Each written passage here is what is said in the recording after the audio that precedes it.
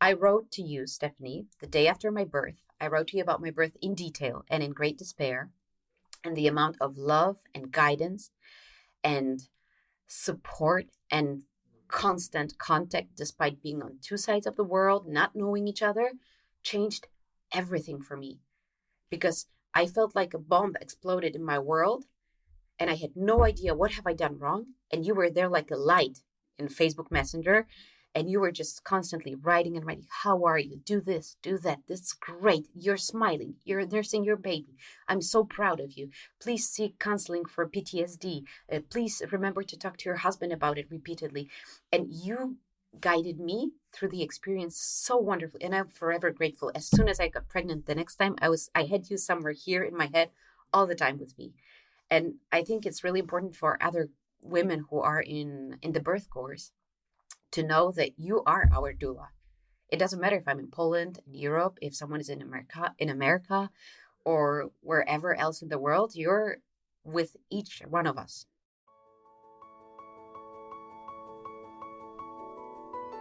Getting pregnant and giving birth are two of the most exciting things you can ever hope to experience in this life. The moment you think you could be pregnant, you're frantically searching for all the best information, which is why you're here today.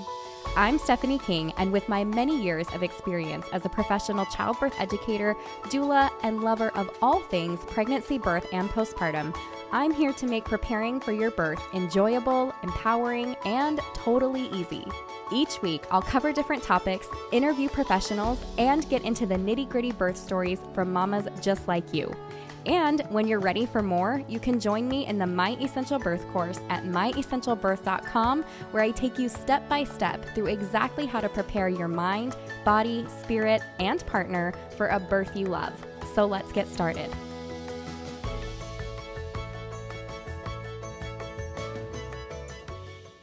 Our reviewer of the week is Christina Troy, and she says, I recommend you to everyone I see, pregnant or not, which has me cracking up because I would just like to see what a non-pregnant person getting recommended this podcast has to say about it.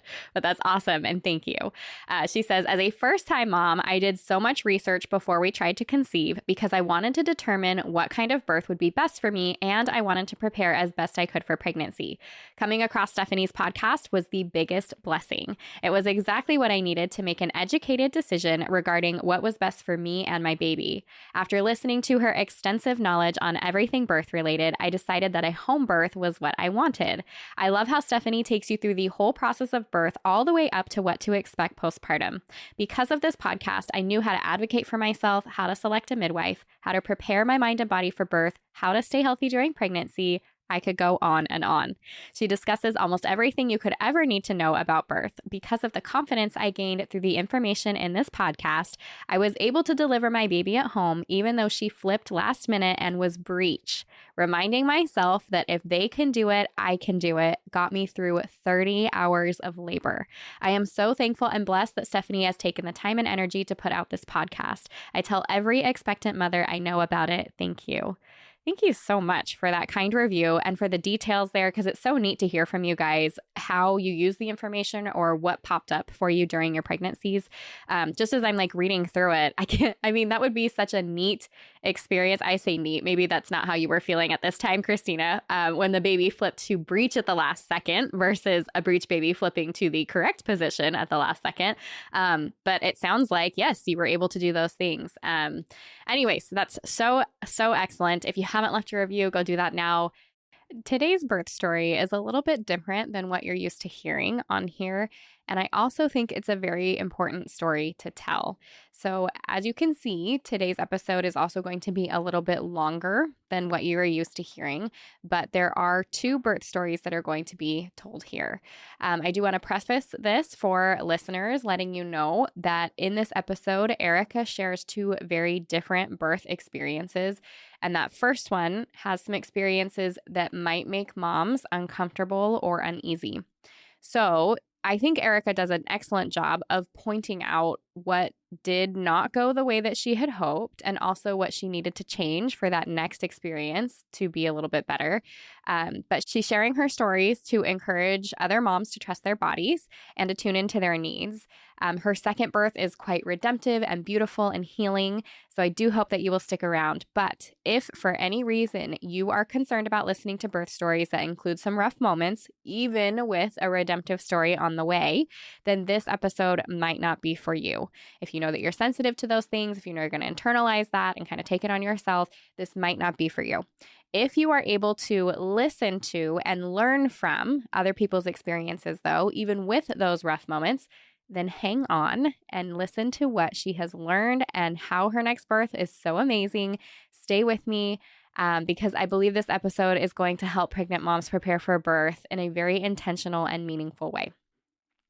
I'm so grateful for Erika's vulnerability and willingness to serve other women with her very important birth stories.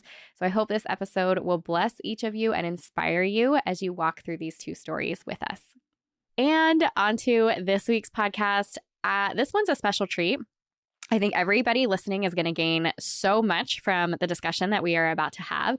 This is a birth story podcast, but Erika has some very specific things to share with you and just details about her very two different births that I think are going to bless a lot of lives today. So with that, Erika, will you take a moment and introduce yourself? Yes, of course. Hi, my name is Erika. I am a My Essential Birth student from Europe. I live in Poland, Warsaw, with my husband and my 2 children now.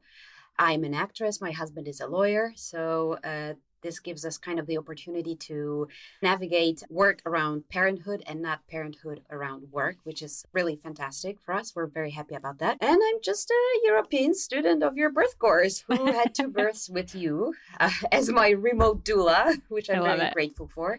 And I felt it was really important to have the opportunity to talk about them.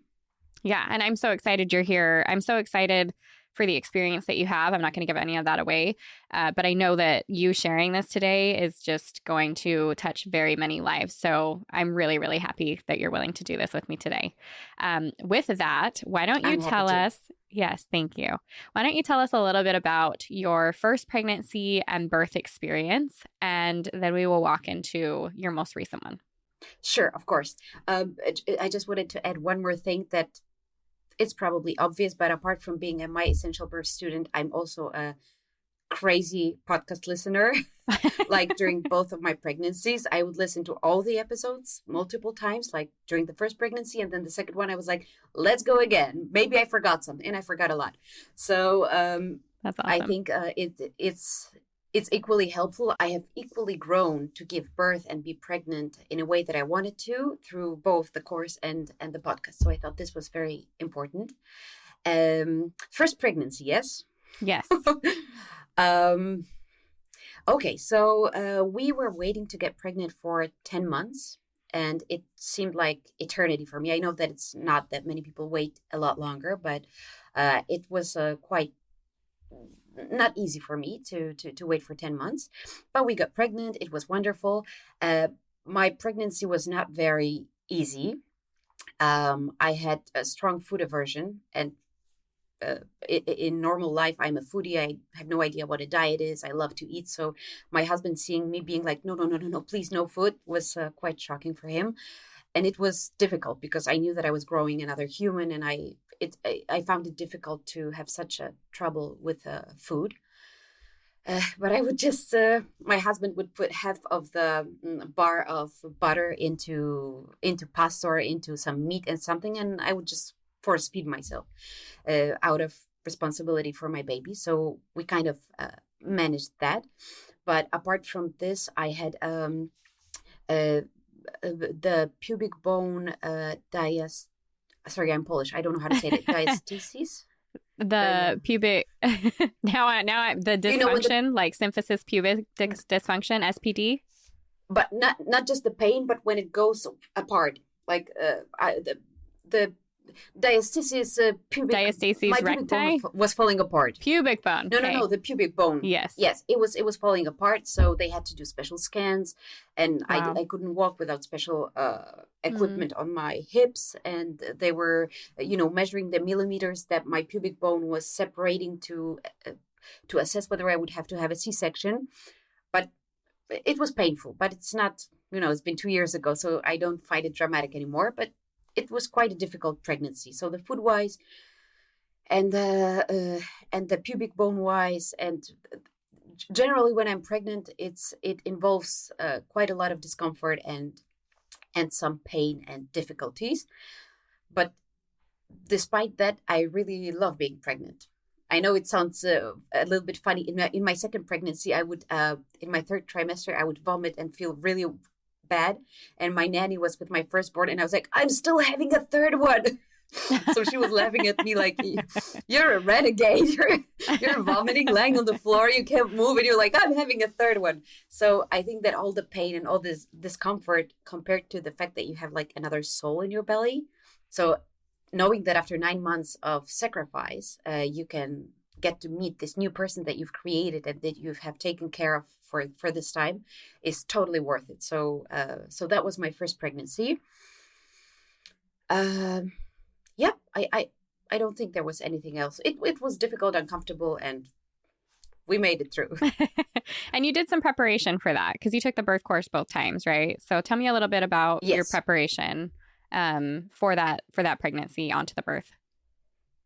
Sure. So everything started in the first pregnancy around week 20, I think, maybe 25, when I found your podcast and I listened to a couple of episodes, and I was like, like in the beginning, I had no idea about anything. In Poland, there is a very big rate of epidural usage in the hospitals that have epidural.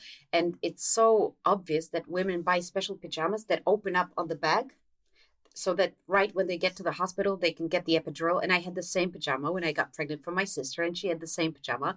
And I thought, like, my sister told me, when you get to the hospital, you say, excuse me, epidural, please. So that was my mindset in the beginning of the pregnancy. Yeah. And like, why would you be in pain? What's the point?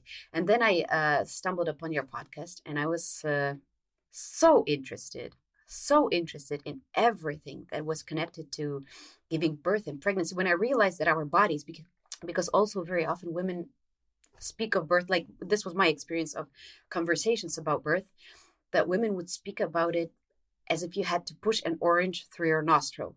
This is a direct quote from my friend that was never pregnant, but she was so scared because she told me, Erika, I'm going to have to push an orange through my nostril at the end of pregnancy. I don't know if I can do it.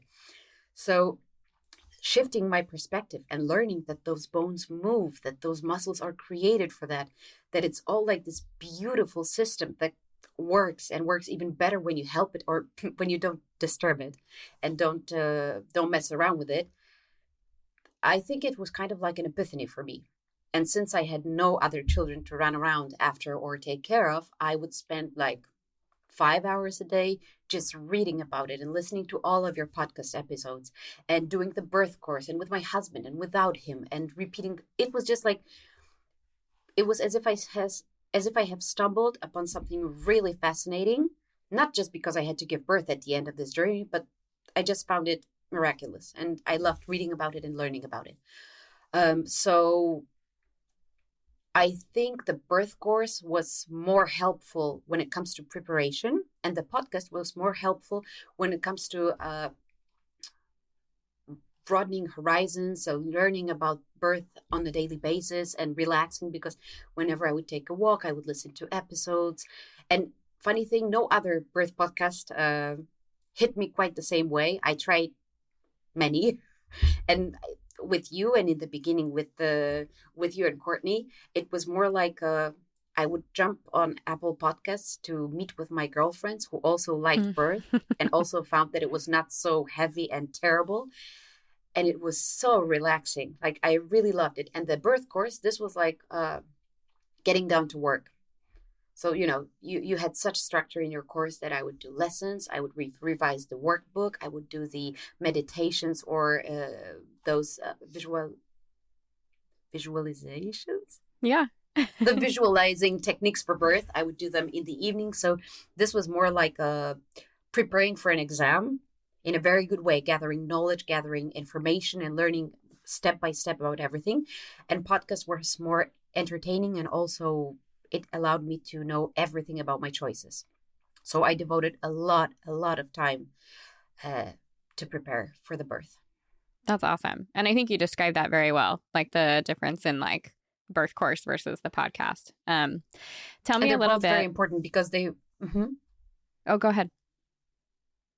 They're both really important because they sort of complement each other.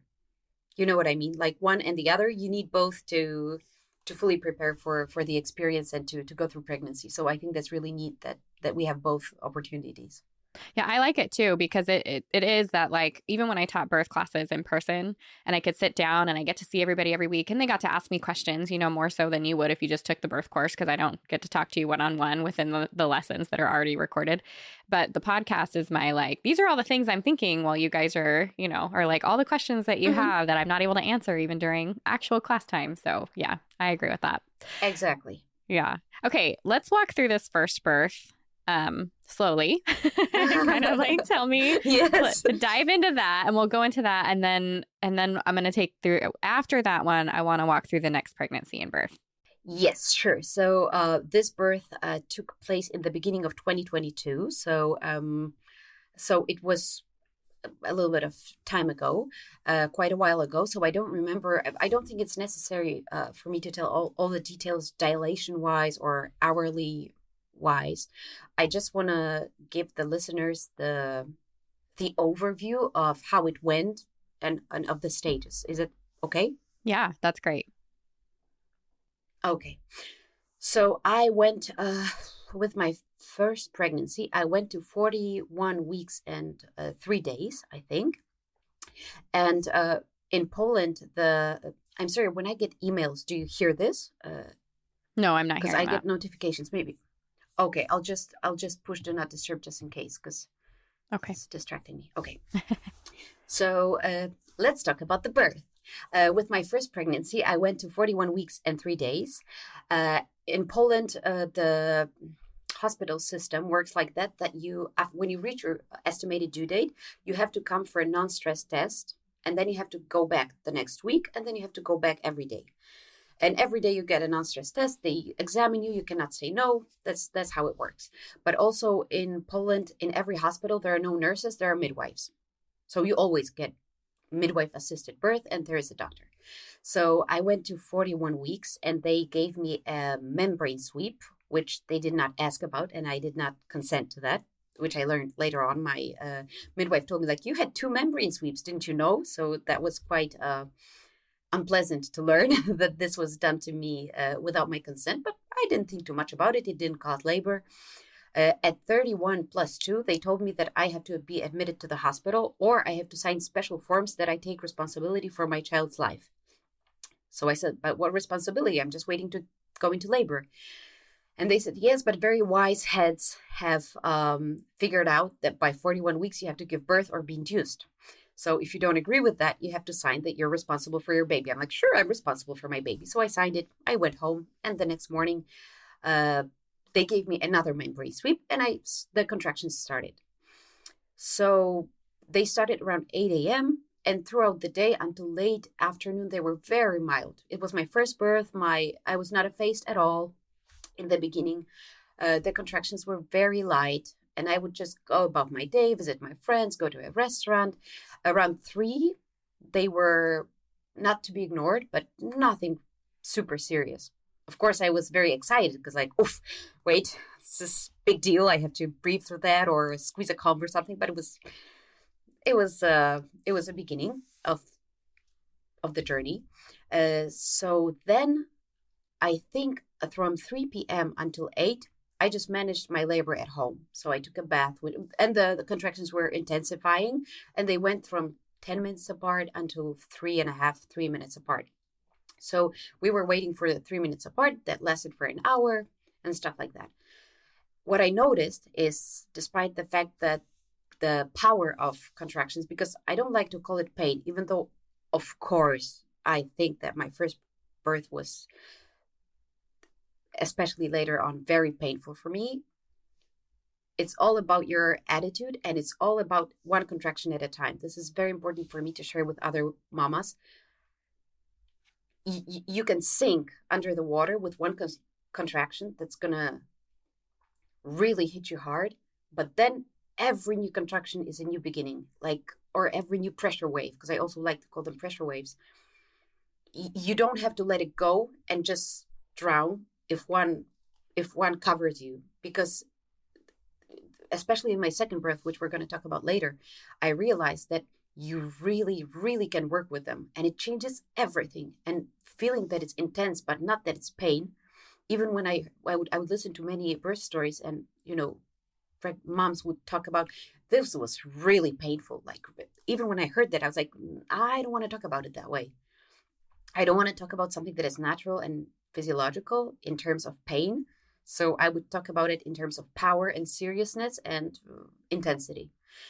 So at home, my pressure waves became intense, especially for me, first time laboring woman. But what I noticed was that using all the coping mechanisms that I learned in the course, so I was in the water, I was moving, I was breathing, I was using the combs, I was changing positions. It was working wonderfully. So I was happy, on top of things. Even when the contractions were 3 minutes apart, I was like, well, I don't really feel that we have to go to the hospital. I'm feeling so comfortable, so confident. And that's when my midwife told me she's not coming to my birth. And that was kind of a bummer.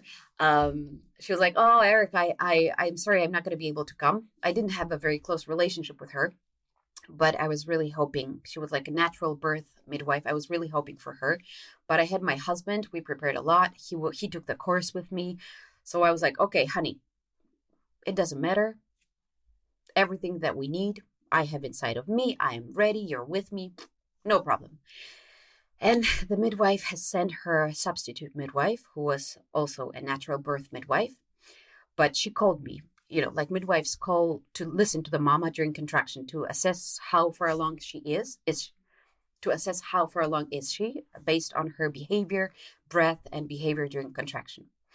So I was in the bathtub. The substitute midwife called me, and I started to have a contraction. I started to breathe like I learned in the course. And I hear, what are you doing? Don't breathe. And I was a little bit shocked. And she said, don't breathe during contraction. Don't breathe like that. Just blow out the air. Don't breathe it in. And I was like, damn, I was preparing for 20 weeks to do something completely different. And something was off about her. I felt very uncomfortable even talking to her. But that's when we decided, okay, the contractions are 3 minutes. 3 minutes. Sorry, one more time. The contractions were 3 minutes apart. I'm not stressed. I'm not scared. I am so ready to do that. I've been waiting for that since week 38. Let's go. So we went to the hospital. The car ride was terrible. I had my comps. The admission procedures at the hospital were terrible. I had my comps with me. I was squeezing them.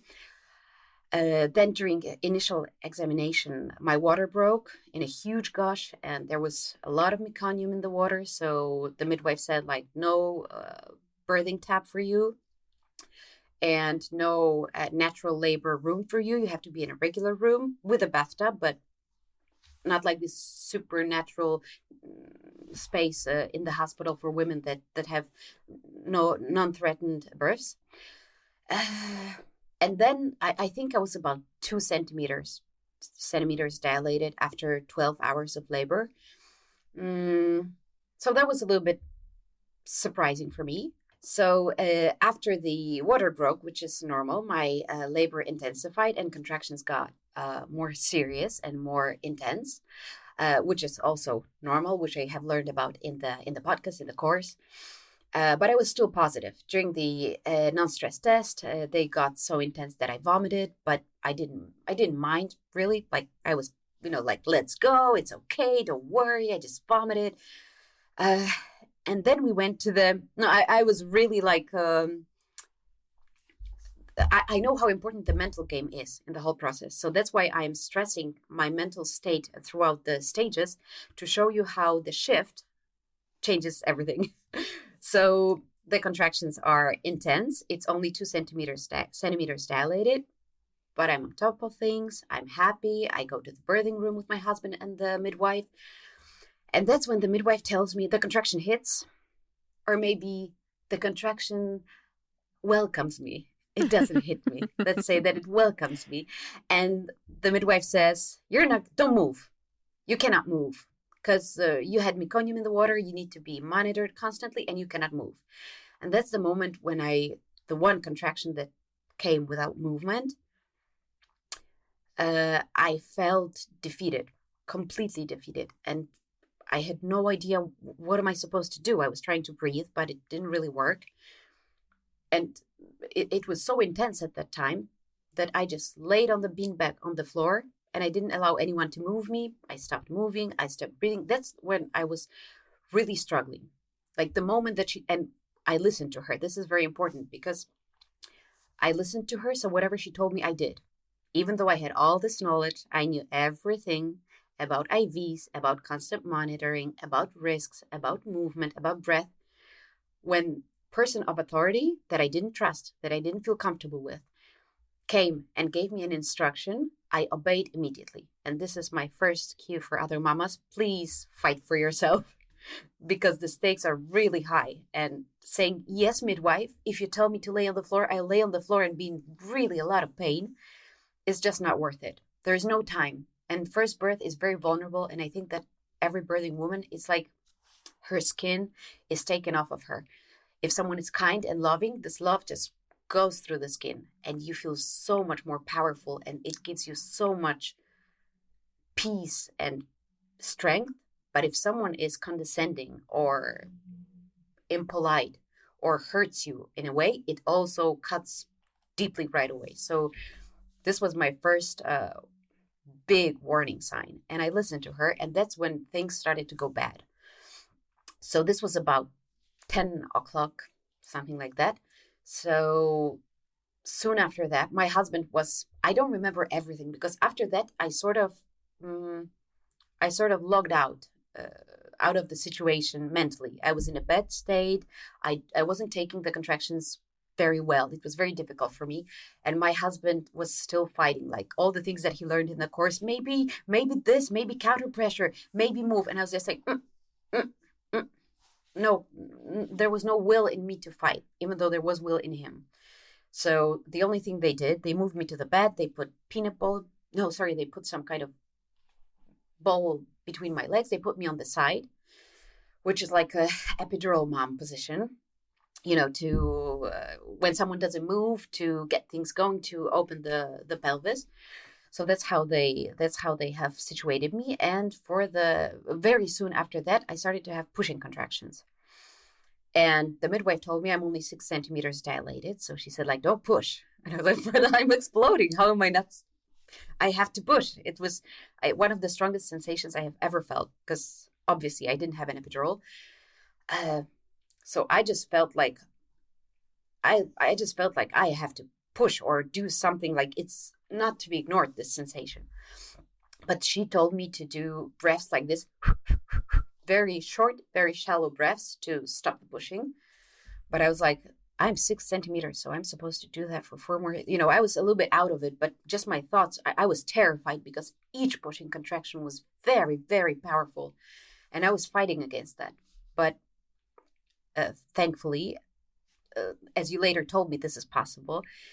In about 4 or 5 contractions, I went from 6 to 10, which because I was playing by the book in my preparation. I was like, so I'm waiting for transition. Transition will arrive at around 8 centimeters. And then I'm going to have thoughts that I can't do it anymore.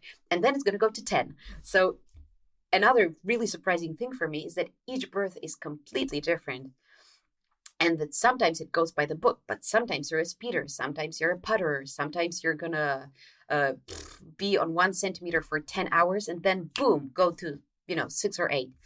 So that was that was really shocking to me that they started to prepare me for pushing. And I was like, but I was just 6 centimeters. So the pushing began.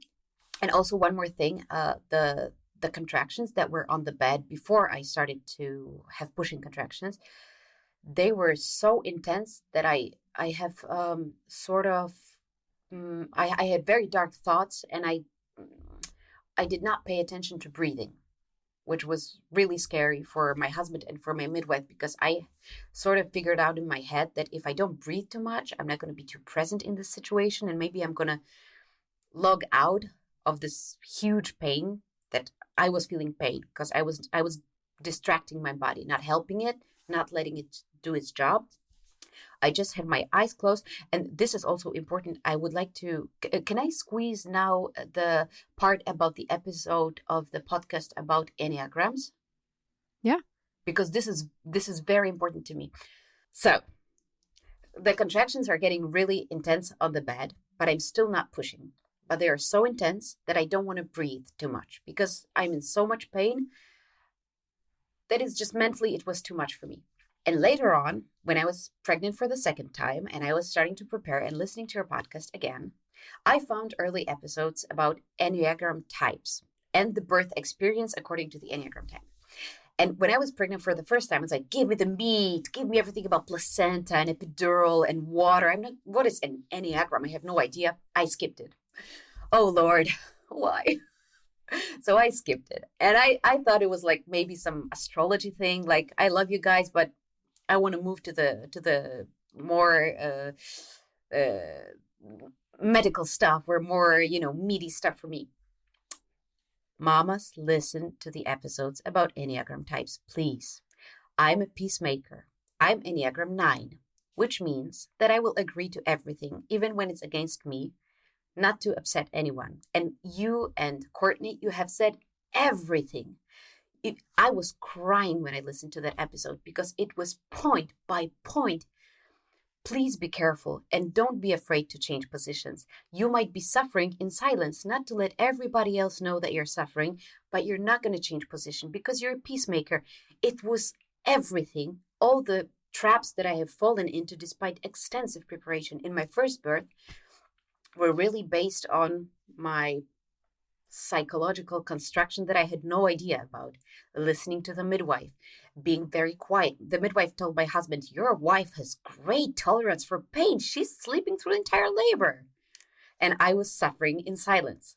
Like you have warned mamas in the episode. And you said, be careful about that. And remember about movement. And remember about connection and connection with other people. Don't cut yourself off. It was fascinating for me to hear that in the second pregnancy. And also, that's why I think it's so important for me to tell other mamas, please remember about who you are mentally and what is your character, because the mental game is almost everything when it comes to, meeting the birth and meeting the waves and not being medicated. So that's what I did. I suffered in silence and I didn't move and I didn't change positions, and I paid my price for that, which I don't blame myself, but I don't blame myself for, but it was a very, very difficult experience. So moving on from the very intense contractions and then the pushing contractions and then preparing me for pushing, I got on all fours and I hugged my husband and I felt so good. It felt after this incredible pain. I'm calling it pain because I didn't work with the contractions. I let them affect me. Also highly recommend the episode, What to Do to Be More Pain in Labor by Stephanie King. Very good episode. I did everything. I laid on my back. I laid on the bed. I didn't move. I didn't breathe. So very good episode. Listen to it, ladies, and don't do that. And then the pushing, once they allowed me to push, I felt it as a relief because I could hug my husband. I could feel his smell. I could move, be on all fours. And that's when the doctor came and she was like, nope, put her on her back. And I was like, no, please. No, not in my room. Put her on her back. So they put me on my back without my consent. So the only thing I remembered from the course was like, oh, no, because the bottom part of my pelvis is going to be stuck. So the only thing that I managed to do for myself and my baby was being kind of on the side, like on one butt cheek. This might also be a good advice if someone is in a difficult position. They tell you, like, oh, you have to be on your back. So I was kind of on half of my butt so that I don't disturb the process all that much. But it was not good. It was very stressful. It was very hectic. All I heard was like, push, push, push, don't breathe, now breathe, breathe. I couldn't listen to any of my instincts. I couldn't listen to my body. I was very scared. I didn't understand what was going on. I didn't understand when the contractions hit. Why was my husband not hugging me anymore? So another example of how this experience was again derailed by external influences. Let me call it that way. And then I was pushing, but the baby's heart rate was decelerating. They were not happy with it. So the doctor said that they had to give me an episiotomy. So this woke me up from this, sort of mental discouragement and being in a bad mental state. I was like, episiotomy, I don't want that. I remember this is really, really not something that I'm planning for. So I was like, no, please give me one more push. I'll push my baby out. Don't give me the episiotomy. I forgot that I can say, no, you cannot do that. But then again, it's really hard once you're pushing and you're after so much difficult experiences. It's hard for you to advocate for yourself and be in the opposition to the doctor who is, standing right next and sort of in charge of the room. And by that time, my husband, he was for so many hours looking at the monitors at the baby's heart rate, which was dropping every time I would stop breathing or breathe very shallow. The baby's heart rate would drop and my heart rate would drop. So he was like, his first birth from the monitor to me, breathing with me every breath and trying to, motivate me at least to breathe. So he was so stressed by that time that he didn't, I don't remember. I don't remember that situation perfectly, but I don't think it was the time for him to say episiotomy. We had that in the course. I don't think we like that. So I just asked for this one more push and they gave me this push. I didn't push the baby out. So they gave me the episiotomy that I didn't want. And then the baby came out in one push. And I don't know if I should say that because I don't want to discourage anyone. But what was really, I think it's important to say that because all the birth stories that I have heard were like, and then I gave birth and I forgot about the pain and I saw my wonderful baby and they were so wonderful and they were crying. I didn't feel that. And also I felt inadequate and I felt wrong for not feeling those feelings. All I felt was disappointment, disgust for the way the physiological part of labor went, because I was not taken care of by the midwife when some physiological aspects of labor occurred, and I had to stay with them, let's call it this way, and with the smells and with everything. It was a very bad midwife. My husband wanted to sue her, but I couldn't do that because it was too much for me. But I felt very dark thoughts and very unhappy thoughts, and I didn't feel bonded with the baby. I just felt something really warm on the bottom of my stomach. Why am I talking about that? Second birth, completely different. Don't worry, guys. But I wanted to talk about that because I felt that I did something wrong because I didn't feel all the feelings. And now from perspective, I know that it's not true. I just went through so much that I shut down and all the warmth shut down because of pain and because of discouragement. And the other thing was that I thought that the pain would stop once I gave birth to the baby, and it didn't stop because the medical stuff kept on taking care of me, pushing on my stomach, tugging on the umbilical cord, and I just remember crying like I thought the pain would stop. It didn't stop, and it was deeply traumatizing for me after so many months of preparation. And very important thing, I didn't take an epidural, and I was supposed to take an epidural in this birth. And mamas, if you're in birth and you feel that it's really, that you're suffering, that you're not in pain, that you're not really uncomfortable, that you're not angry or pissed off, that you're suffering, take the epidural. That's what it's meant for. And me being so into the preparation, I was so proud, and it was unnecessary. I was so proud and so focused on natural birth, unmedicated birth. I had all these huge signs that I have learned in the course and in the podcast. It's my fault because it was, no, not fault. That's the way I have filtered this information. It's not that you guys gave the wrong information through the podcast, because you always give two sides. If you want an epidural, great. Just know about the risks and the benefits. Have your brain analysis. And I didn't do that. I was so focused that I would rather die than take an epidural. And my husband as well, he was like, no cascade of interventions, no epidural, no, never ever. And I think that's the price I paid for not having taken it.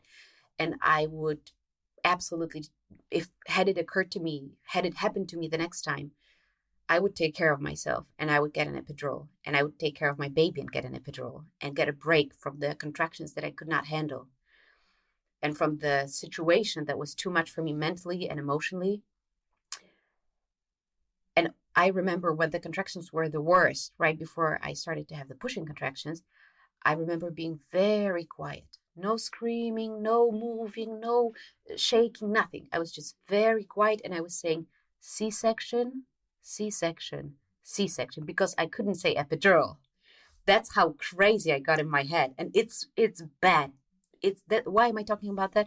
So that if some of you are so focused on natural birth, during the process, natural birth is wonderful. But if you're suffering, it doesn't matter that you didn't take the epidural and that it was natural, because it's not natural to suffer during labor. So that's my hint for you. For you guys, don't do that to yourself. And can I also talk a little bit about postpartum? After I gave birth, we went home. I just wanted to quickly talk about my postpartum experience, which was, I'll say, great. I wrote to you, Stephanie, the day after my birth. I wrote to you about my birth in detail and in great despair, and the amount of love and guidance and support and constant contact, despite being on two sides of the world, not knowing each other, changed everything for me, because I felt like a bomb exploded in my world and I had no idea what have I done wrong. And you were there like a light in Facebook Messenger, and you were just constantly writing and writing. How are you? Do this, do that. This is great. You're smiling. You're nursing your baby. I'm so proud of you. Please seek counseling for PTSD. Please remember to talk to your husband about it repeatedly. And you guided me through the experience so wonderfully. And I'm forever grateful. As soon as I got pregnant the next time, I had you somewhere here in my head all the time with me. And I think it's really important for other women who are in the birth course to know that you are our doula. It doesn't matter if I'm in Poland, in Europe, if someone is in America, or wherever else in the world, you're with each one of us. It's not just birth course that is great and you released it, but you're with each one of us. And I was shocked, because I know that you're a very busy person, and to get so much help and so much information from you, to get so much help and so much information from you on every time and every day, really changed my experience. And the other thing was my husband, who was with me every second after my birth, because he experienced it with me. He stayed with me at the hospital. He stayed at nights at the hospital. He took care of the baby. He cooked for me. He cleaned for me. He changed all the diapers for the first couple of weeks. And this love bubble that he created, this no pressure, no strain of a newborn bubble, your support plus PTSD guidance have helped me tremendously to heal from this trauma. And I have to say that the first ovulation that I had after my first birth, I got pregnant again, being very happy about the opportunity to give birth again. So I'm forever grateful, Stephanie. Oh, that's amazing. It was such a neat thing to be able to walk you through that and see the positivity that came as you worked through it, that like you were going to be okay. But sometimes you need somebody to tell you that you're going to recover from this, and it is going to be okay. So thank you for that. Okay, so on to your next pregnancy and subsequent birth. What did you do knowing that you had this tougher experience that you came from and wanting to have a good experience moving forward. How did you prepare for that mentally? What did you do if you did anything different this time, or what did you do more of in preparation? Mm-hmm. I changed my preparation a little bit uh, because I was scared. I had a lot of hope and I did mental work not to be terrified by the approaching experience and by my previous trauma. But first thing I did was jumping back on the podcast. So from episode Why Your Hospital Birth Class Probably Sucks, episode number 1, I would go through all the episodes and repeat them and just sort of ease my way into the world of birth and pregnancy and preparation and the fact that it's cheerful and interesting. So that's what I did in the beginning. And later on, of course, I did the course again. I did my workbook. I revised everything. But honestly, after listening to twice to all the episodes so many times, I knew everything by heart. Like every lesson in the I love book, that. every stage. Like, yeah, I knew everything by heart. So I didn't really need that. So I knew it. Okay, you're like 20 weeks along and you know everything about the technicalities and about, the knowledge side of birth. What can you do to help yourself? So I figured mental prep. What was so difficult for you the first time? The mental game. Okay, let's focus on that. So fear clearing, listening to many hypnobirthing tracks.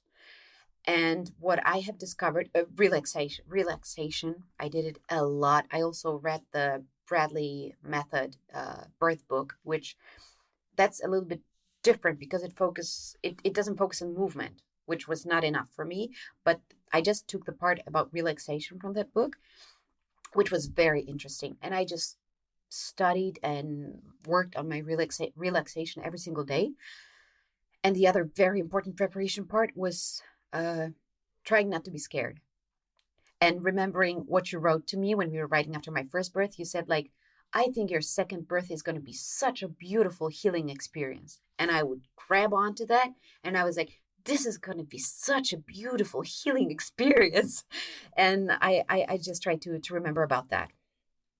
I And love that. a lot of mental game, a lot of of course I did squats and forward leaning inversion, and my baby flipped at I think 26 weeks or even later. She flipped and she had her head up again, so I had to do the spinning babies. And then I just did all the exercises that you recommend in the course, but I didn't go so crazy about the physical part of it like I did in the first pregnancy. I focused on the mental game. That's awesome. Okay, so walk me through this next birth then. How is this different for you? Tell us all about that. My second birth was very different. First of all, I'm a mother. My son is 1.5. Now he's 20 months. So he's a little bit over 1.5 years old.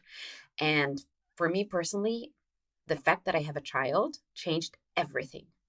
My husband says it just made me tougher. But as part of my mental prep, I printed out a photograph of me at the hospital with my firstborn, like me just hugging a newborn, happy. And I wanted to have it by my bed at the hospital so that once I'm giving birth again, I know what's at the end of this road. But I didn't need it in the end. It was just at my house for me, something to look at, to know that at the end of the pregnancy, that's what's coming.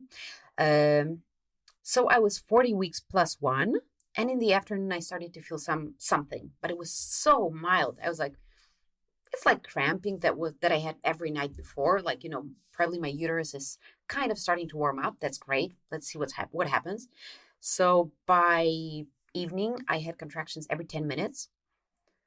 And I knew there were contractions, very delicate. It was just my uterus was warming up, but it was really nice. And I was very happy, excited. So I called my midwife. I was like, I had a different midwife, different hospital. She was the best thing that ever happened to me. I love her. And I called her. I was like, are you well rested? Are you ready to rock and roll? She was like, oh my God, I've been waiting for you for weeks. You're so well prepared. You know everything about birth. I can't wait for us to birth together. I was like, great. 10 minutes apart, wait for my call. And she's wonderful. So we put our toddler to bed. I said to my husband, go to bed. I'm just going to make sandwiches for midwives. I'm going to chill out, maybe go to sleep. We'll see. So I ended up Early labor equals diarrhea, which is a very good thing because your bowels have to clear. So I ended up laboring the entire night, very quietly, not using the restroom too much because I didn't want to wake my toddler up. I didn't want to wake my husband up, but it was okay. I was like, I'm a mom. I'm used to not going to the bathroom or not. I'm not going to take a shower or a bath. I'm going to save it for later. I'm not going to do, like my calming music. I'm going to save it for later because everything seemed so chill that I was, I wanted to keep my diamonds in my pocket and use them later on. So I ended up keeping my diamonds in the pocket the entire night. And the contractions were 10, 12 minutes apart. So I was like, maybe this is prodromal labor or very early labor. But they are intense. 1.5 minute long, really not to be ignored. But so far apart. So I was like, I'm not going to call my midwife when my contractions are 10 minutes apart. I'm not going to, joke. Come on, it's my second birth. I didn't call the nanny for our toddler. She was also waiting, with a phone by her bed, like, I'm going to come in the middle of the night. Just let me know.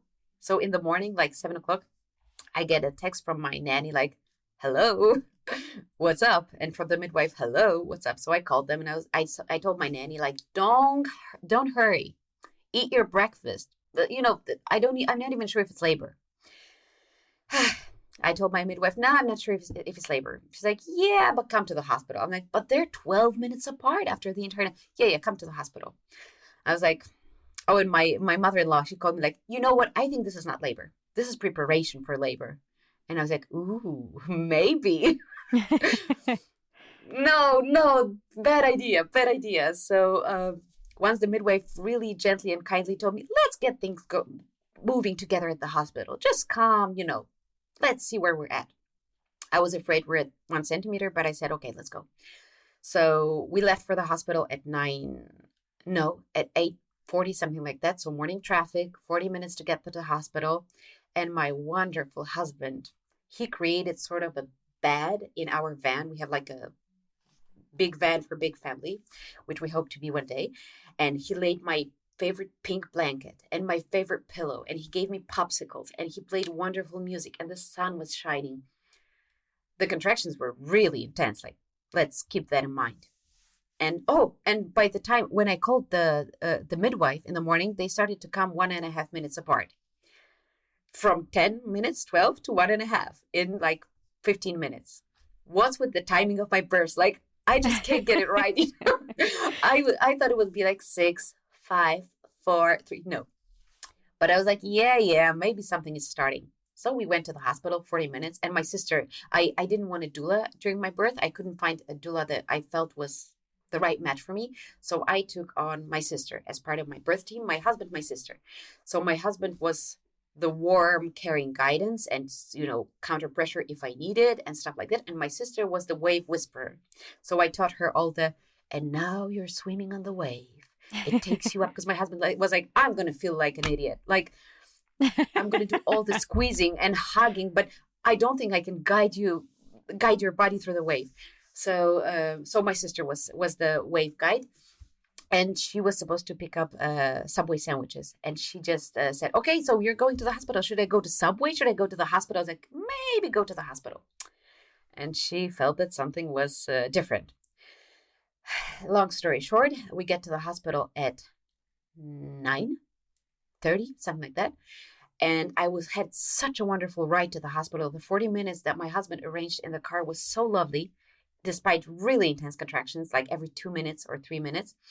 My husband asked me, okay, honey, so what do we do? Should I drive around the neighborhood some more if you're so comfortable here? Do we want to check into the hospital? And spoiler alert, like 30 minutes later, my daughter was born. 30 minutes later. Oh, my goodness. So I just said, let's go to the hospital. Let's see where we're at. Yeah. So basically during triage, I started to have pushing contractions, and I was like, I'm pushing. And that's when the midwives looked at me like, wheelchair. And, before it was like, so how much weight did you gain during pregnancy? How do you feel? Blah, blah, blah. And I was like, oh, hurry up, guys. It's really intense. And they were laughing like, but you're like sleeping through the contraction. You have your pillow. You're not for long. again, I was just really good at relaxing by that point. So they put me on a wheelchair. I even have a short video made by my sister when the midwife is running with me. I'm like, uh, crooked on the wheelchair because the baby's coming out. But we made it. We made it. My wonderful midwife had the bath ready for me. When we wheeled into the room, the delivery room, I just said, rip the clothes off me quickly. So they just, undressed me. I don't know how, because, once you're really pushing, you're unmovable. You're unmovable. And they managed to, I think it was my husband. He's really big and strong. They just took me and they put me in the bathtub. And 20 minutes later, my daughter was born. And it was so beautiful and so peaceful and so calm and so loving. I didn't understand, how is it possible? The first stage of labor that I carried on in the van and at home, it was very controlled. I felt very like, cool. Nothing is crushing me. Nothing is terrible. I'm not in a dark place. But the pushing my baby out was something really magical. Thanks to the birth team and what you stress in your podcast all the time, like remember about assembling the correct birth team. Also, during my first birth, I didn't take it seriously. And now having my husband touch my head on one side, my sister holding my hand, and the midwife saying like, very nice, very gently, sweetie, you're doing so well. Try to do like a little bit longer. Try to breathe. She was so gentle. There was no screaming. There was no like exploding, nothing like that. It was very gentle and very happy, and we were joking in between contractions. I had a clip where my sister is recording me and I'm pushing and I'm smiling at her. It's mind-blowing. And my daughter was born in a coal. I'm very proud of that, like your son. Yes. And the midwife, she has 20 years experience. She's like, this is my first birth on coal. This is so cool. And she came out in the unruptured amniotic sac, which in Poland is a sign of great luck for the baby. So we called her Felicia because in Polish, happy and lucky is the same word. So that's how our wonderful daughter was born, and we're very happy. So how did this birth affect your last birth experience? It showed me the light. I think there is so much light and so much happiness in birth, and so much, I didn't feel any ring of fire. I didn't feel any excruciating pain, or I didn't have to push until my eyes popped, even though I didn't practice pushing so much, and my baby was not tiny. She was chubby baby, but there's so much light when you're taken care of and when you're respected and when you have like a guard of love around you. Husband, sister, midwife, love. Because one thing, I don't know if we have time, but one thing that I noticed is once things got a little bit hectic during triage, and even though everyone was lovely to me, but my birthing world got destabilized for a little while. And while they were running with me on the wheelchair, even though it was very funny, when the pushing wave approached and hit me, I remember it was like crushing. Only 2 waves on this wheelchair, but they were darker because there was stress, there was no stability, and it shook up this very fragile structure that birth is for me, because I'm a very sensitive person. It's not like that for everyone. And then once they put me in the bathtub, it was serene and calm again. And it showed me, I was mind blown that there is so much light if you're calm, if you're taken care of, and if you're confident. And I gave birth, and I was like, I also have a recording of that because my sister was, making memories. And I was like, oh my God, I didn't feel any huge pain. A child came out of me and there was no huge pain. This was too easy. I don't believe that. And everyone in the room was laughing like, bravo, you gave birth to a lovely baby girl. I was like, but this was easy. Of course, it's not easy. It's to be respected and not messed around with. But it was wonderful. Wonderful, Stephanie. I kept coming back to it. I kept reliving it. I still do. I am so proud of myself. And not like I went through hell and I'm proud. I went through something wonderful and I'm proud. So I'm going to have many more babies. I love it. I love that you had that experience and that now you're able to share that with other people. And as I said before, and I know that you've shared with me, that was a very healing experience, which oftentimes after having a rough birth, that is very much the case. That's the reality of that's next one. It can be very healing. It might not always be, but there is opportunity for that and place for that. And when it is just so wonderful. You want to share it with the world. So, and that's what you did today. Yeah. Yes, we are running short on time, but I do want to give you just, if you can answer this question in like a minute or so, or like a sentence or two, tell me what is your best advice for moms? Because you've given a lot of advice. So if you had to pick one, and I know that's hard to ask you to do, but your best advice for moms and best advice for partners. Yes. Best advice for mom. Remember that every pressure wave is a new beginning. It's not about how much it is until the end or how much the last one hurt or how you didn't breathe through that one. Don't give up. If you get an epidural, if you get a counter pressure from your husband, or if you don't, or if you do something wrong during 5 minutes of labor, don't give up. Try to start again from the beginning when the next pressure wave comes, because it changes everything when you don't give up. And take care of yourself. And if you need an epidural, get one, girl. I'm sure it's great. I never had it, but just take care of yourself in the process. I like that. And how about for dads? Personally, touch your wife. What I learned is I didn't need counter pressure. I didn't need super great techniques that we have worked on. I just needed to feel the smell of my husband and his hand on my head or his hand on my shoulder. For me, just his smell, it was everything.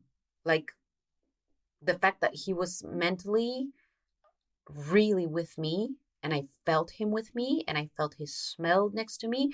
This was my safe place, and it changed everything. And I heard about births of my friends that their partners were like, there's a game on my cell. I'm going to squeeze you during contraction, but I'm not really a part of this. So my husband was really a part of this. And I think that's a lot more important than the fact whether you do the counter pressure here or here, which I was really nagging my husband about during the pregnancy. I was like, we have to get it perfectly. There's no time during birth. Do you remember the first one? And he's like, chill, baby.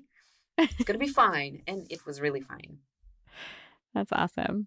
Well, thank you, Erika. Thank you for sharing your story and for sharing your light, particularly after some darkness. So I am grateful that you took the time all the way in Poland to be able to be here with me and with everyone listening today. I appreciate that. I'm really proud that you have decided to talk to me about my births, because you're my greatest influence. And you're the one who has really sort of gave me this hunger for knowledge and for something more than I thought birth was supposed to be. And I'm really grateful to you. And birth can be beautiful and happy and cheerful and full of laughter without pain relief. So I really wanted to tell all the moms that it's great and don't be afraid of it. Thank you. If you loved what you heard today, the very best way to support this podcast and help other moms to find it is to leave a quick review. I read one at the beginning of the episodes, and I would love for yours to be next. And if you're ready for even more pregnancy, birth, and postpartum goodness, come join me in the My Essential Birth course at myessentialbirth.com, where I will hold your hand and walk you through pregnancy and birth step by step so you're totally prepared for a birth you'll love. See you next week.